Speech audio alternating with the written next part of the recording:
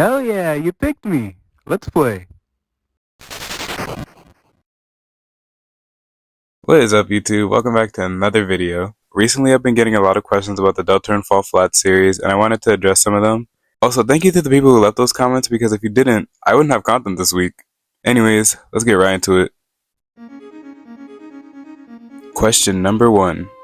Why is the text in the first episode so off?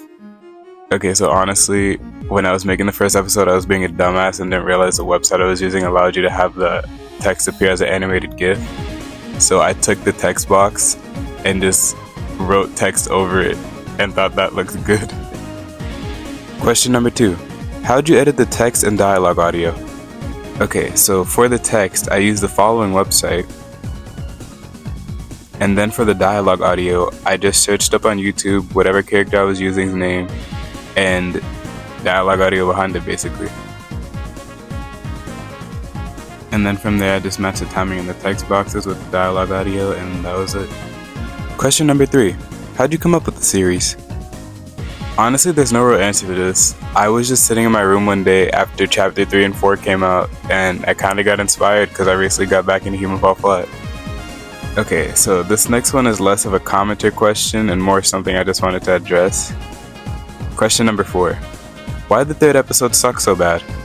Okay, the basic answer to this question is that the series was never meant to be a series.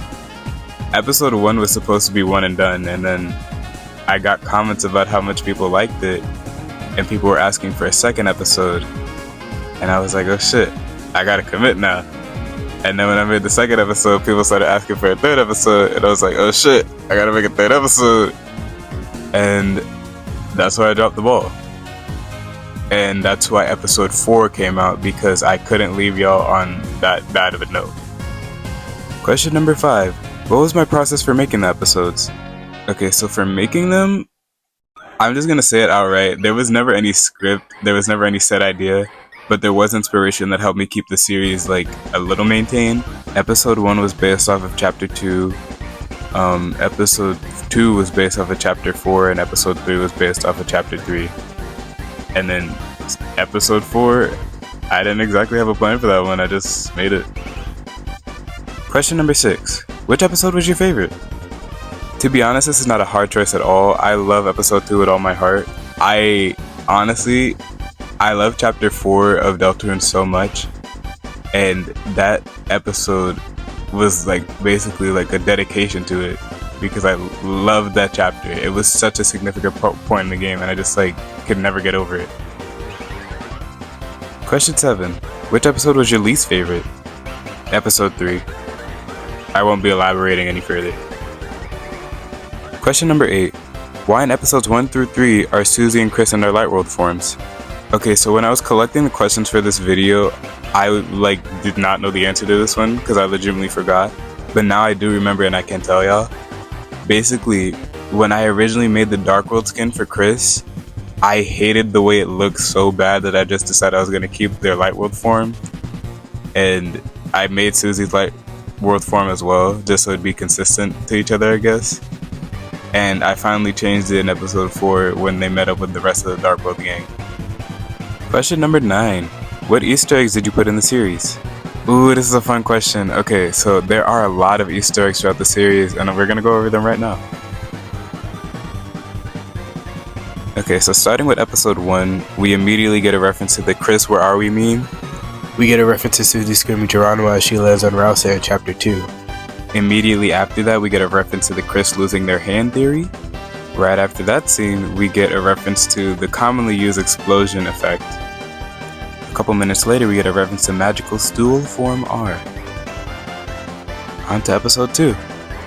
In the cold opening, we get a reference to Sans befriending your mom. A couple moments after that, we get a reference to this piece of dialogue within Deltarune. We get another reference to stool form R. And around a minute later, we get my favorite reference of all, the Susie's Dark World chase from chapter 4. Directly after the climbing sequence, we get a reference to what happens if you go too fast for Susie in chapter 1. On to episode 3. The character we see haunting the narrative of this episode is a reference to chapter 3's Frostmancer. we get a reference to Deltarune's dimensional doors. In the scene where the angel makes contact with Kris, we get a reference to these two pieces of dialogue.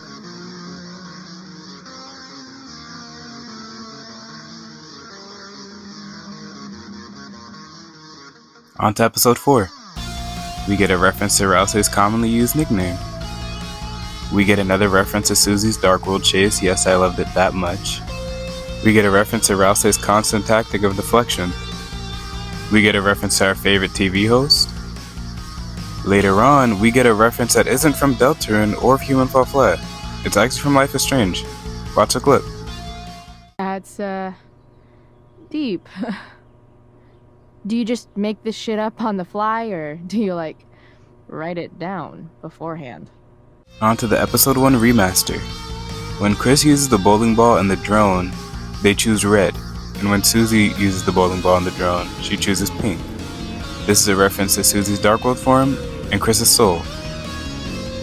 Finally, there is a reference to this scene in chapter 4, and Susie and Kris eating moss.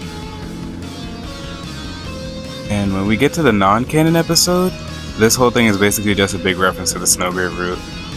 You know what? Actually, I want to discuss this one. Hold on. Question number 10. What the was this episode?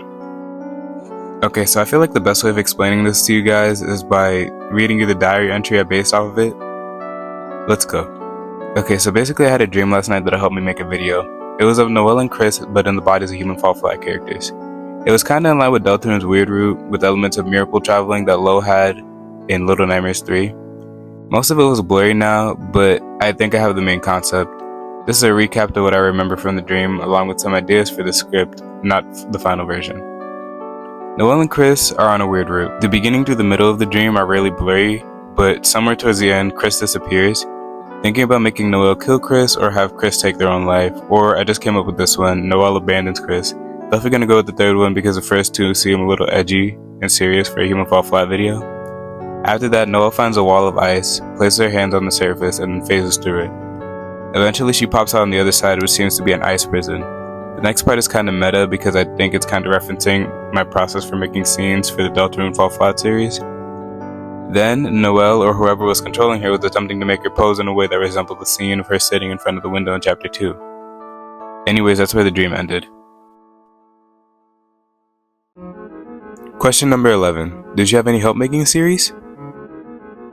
I actually didn't, and this is a really funny question because every time on screen when you saw two characters moving at once, that was either me using both hands or using one hand to control one controller and a foot to control the other because I legitimately couldn't find a simpler way to do it.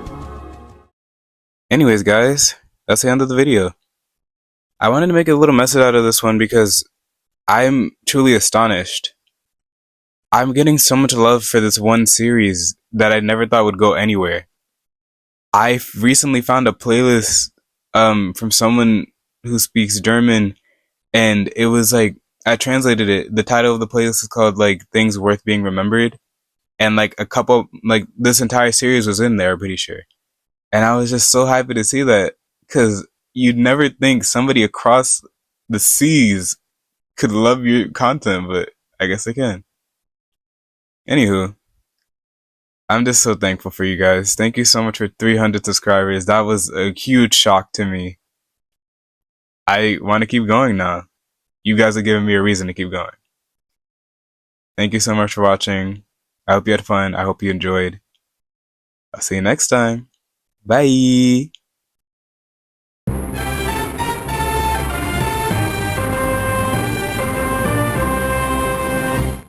Hell yeah, we won! You and I should play again sometime.